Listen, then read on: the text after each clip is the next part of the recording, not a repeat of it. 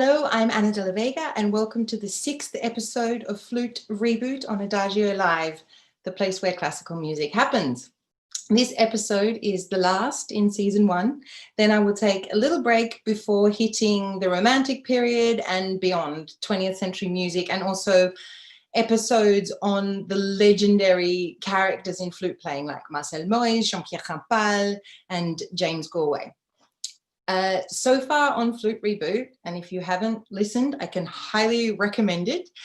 We discovered the origins of this ancient instrument, its development from Renaissance military folkish pipe through Versailles and Louis XIV, its debut in orchestra, its enormous popularity in Potsdam with Joachim Quantz and Frederick the Great, and over to Italy last week for Vivaldi's amazing all-girls orphanage, which was the origins of the Conservatorium. And we discovered that conservati are orphans, meaning the saved, hence the word conservatorium. And I was thinking since that it's actually perfectly fitting in the modern world. All us music students are actually just little orphans who left our homes to study music abroad in foreign countries. So classical musicians are largely displaced and alone during their studying years. And so our journey now arrives at Mozart. And here we have a big problem. For 250 years, we have been suffering from the belief that Mozart, the king of composition, the unsurpassable legend, hated the flute. So I have called this episode the Mozart myth. Legend says Mozart hated the flute. History says he was chasing girls. Now, one particular letter from Mozart to his father in 1777 is responsible for this belief. And it reads, "My dear father, blah, blah, blah, blah, blah. You know that I become quite powerless whenever I'm obliged to write for an instrument that I cannot bear." So that I cannot bear. And for the past 250 years, on the strength of these words, audiences, historians, flutists have believed that Mozart hated the flute. But can it really be so? And today I want to talk about that, because there is a confusing, ironic disparity between this idea and the beauty of the music which he has written for the flute. The music is just far too beautiful for one to believe he disliked this instrument. The concerto in G major is a masterwork. The Andante is in C is exquisite. The flute quartets are amazing. And the flute and harp concerto, the slow movement in particular, takes us to like a whole otherworldly dimension of beauty. But then Mozart told the joke, what's worse than the sound of a flute? Two flutes. So why did he write these pieces? I have to admit they were commissions, of course. So he was paid by flutists or flute enthusiasts to write them, and so it was not by choice. We also have to acknowledge that his flute compositions are beautiful, perhaps because Mozart is just Mozart and he just wasn't able to write anything that was not immensely beautiful. And so it doesn't necessarily argue that he felt warmly towards the flute. But if we look at the way he has electively written for the flute within his symphonies and concertos for other instruments, so the role he has given the flute within orchestral works, then it becomes almost impossible to believe he hated this instrument. So it's widely agreed that Mozart sort of made stars of the woodwinds in his symphonies, particularly from the Prague on, so the last 4 symphonies. In fact, he's considered really the most important link between the string-heavy Baroque orchestras or early symphonies to the lush and more varied sounds of Beethoven orchestra and post-Beethoven orchestra. And flutes were given a lot of material, important material. But orchestration was a moving target at this time. Mozart was a pioneer. He could define his own woodwind section and what role each instrument should be given. But the flutes were front and center, and in his last 6 symphonies, apart from the Linz Symphony, he has scored and used flutes profusely, totally by choice. So further, his most famous opera, The Magic Flute. It's not unreasonable to think that this genius composer could write for an instrument he didn't really like, but it seems unlikely that Mozart would have composed an opera about the instrument's magical power to transform human passion, because that is what the magic flute is about, the flute's magical power to transform human passion. And the three ladies tell Paganino, the sad will become happy and the stony-hearted affectionate. If he himself did not believe a part of that. So in my opinion, and not only my opinion, his letter to his father cannot be taken at face value. So let's look at the conditions under which he wrote it, an instrument that I cannot bear. During the 18th century, the flute was a favorite instrument of the aristocrats, perpetrated largely by Frederick the Great's love of the instrument. And subsequently, there was a wave of sort of flute mania. And a lot of people with money were commissioning works for the flute. In 1777, a wealthy Dutch amateur flautist called Dijon commissioned 3 concertos and a couple of flute quartets. But Mozart failed to deliver the works on time. He had procrastinated, annoyed the Duke, and ended up not being paid in full. And his father found out about this. Now, his relationship with his father was extremely volatile. I have read all the letters between the two, and Leopold Mozart is the reigning supreme master of guilt manipulation. He was overambitious for his son, obsessive about money, criticizing him, pushing him, punishing him. So Mozart's father at this time was probing for an explanation, and this letter can be compared to the remark of a procrastinating 22-year-old student who's making excuses for not finishing his homework, essentially. Now, why hadn't he finished the works? Because he had met and fallen in love with Aloysia Weber. He actually ended up marrying her sister, Constanze, in the end, but that's a whole other story. And here, and he was busy chasing her around Mannheim and writing her arias and piano pieces instead of writing these flute works.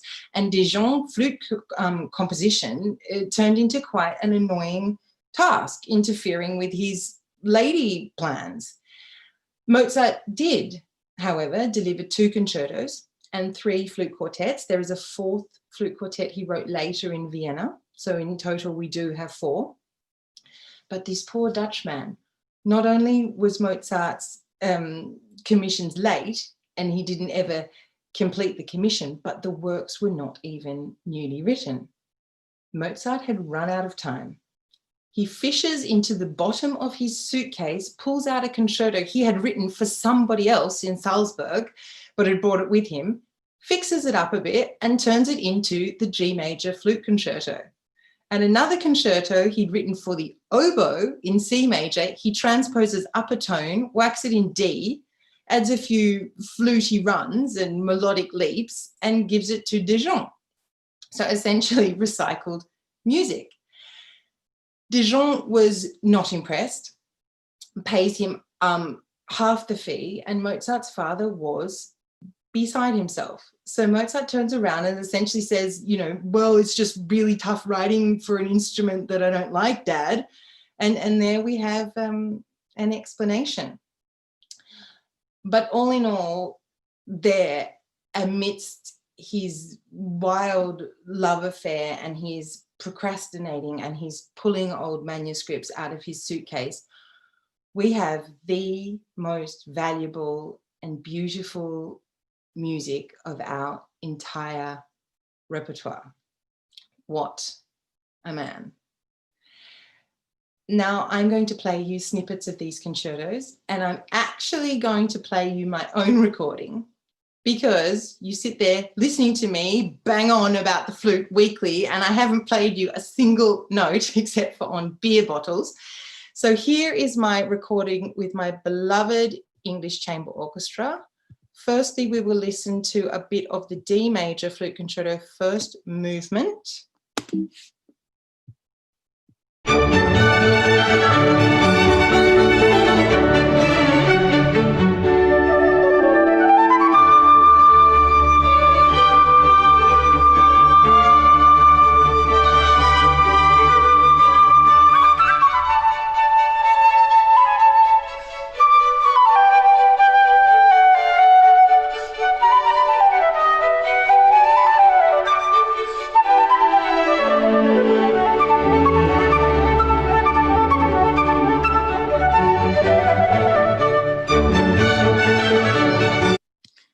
And now I'm going to play you a snippet of the G major slow movement, which he has written for an instrument that he only hated.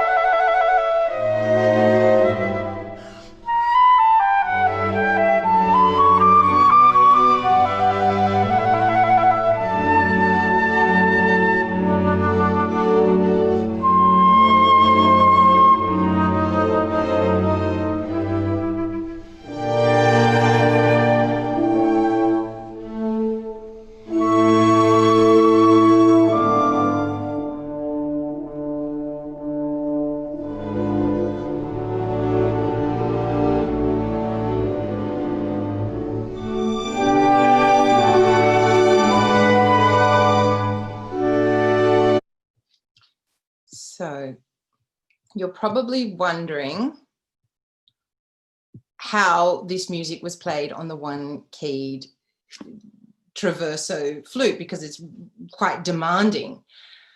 While Mozart was in Paris, the flute had now developed into a 4-key machine. And now I'm going to show you actually what those flutes were now looking like, because that's really significant. This bottom flute here is the 6-hold 1-key traverso we've been talking about. And up here, you will see what is now happening. And this is now we're moving into the era of what's called keyed flutes. So here we have 4 little keys, then we have 5, then we have 6, 7, 8, and then eventually the whole system is redone by Böhm in the mid-1800s, which I'll talk about later. Now, in the very first episode, I introduced you to, one second. Yes, to the piece that brought me to the flute, the thing that captured my spirit and imagination and drove me to travel to the other side of the world and make European music my home and my mission. And that was Mozart's flute and harp concerto. It was written in 1778 when Mozart was in Paris. And this was, especially for back then, a really random combination of instruments, flute and harp. The harp was not even an orchestral instrument yet, and this is the only work that Mozart ever wrote for the harp. So why? Mozart had a composition student in Paris called Marie-Louise Philippine, and she was the daughter of Duc de Guidne. And the Duke played the flute and Marie played the harp. And the Duke had just got himself a 6-keyed flute from London. So everyone was playing the 4-key, but the English flute makers were becoming really progressive in adding keys. And the Duke had ordered one from London, which had just arrived. So he commissioned this work from Mozart so that he would be able to play with his daughter. And the 6-keyed flute was vastly improved over the 4-key instrument. And Mozart really took advantage of this. it could now cope with middle C. And this concerto, the Flute and Harp Concerto, has 3 middle Cs to show off this possibility. Obviously, I have my reasons for dismantling the idea that Mozart hated the flute, but you will trust me more if I argue both sides. So there is something that could have contributed to a disliking for the flute.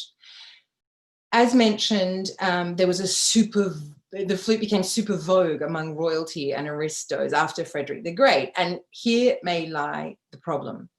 Kings, noblemen, amateurs, valets, they were all playing it. So essentially, like a lot of fancy people playing badly, and the better flautists overcame technical and tuning difficulties. But in Mozart's early time, this was the one keyed traverso, which was imperfect and very difficult to play. Holes were still being placed according to the anatomy of the players. And it was less likely that many people were playing this really wonderfully well unless they were highly skilled or playing with great care. And the keyboard was now equal tempered. So there may have been a combination of these 2 issues, the flute's slow evolution and the immense popularity in the upper classes, that it was an instrument of amateurs really, and played possibly quite badly at every court that Mozart visited. And we experienced this last week with Scarlatti the Elder in Naples. When Quantz turned up, he said, oh God, no, don't talk to me about, wind instruments, they're all out of tune. But then he heard Quantz and he was like, oh, okay, and wrote for him. So it's the same issue here. But on balance, if we take the number of beautiful works written by Mozart for the flute, the opera, the Magic Flute, and its ovation of the instrument, and the way he electively uses the flute in his concertos and particularly in his later symphonies. And of course, lastly, that his comment, I cannot bear this instrument, was clearly a desperate attempt to defend the mess up of the commission to his furious father. I am maintaining that Mozart hating the flute is a myth, and he was just chasing girls. Thank you very much for coming on this journey with me for season 1 of Flute Reboot for Adagio Live. I'm going to be taking a couple of weeks off, so stay tuned on my social media channels for the next episode, which will be coming shortly. And most importantly, take care.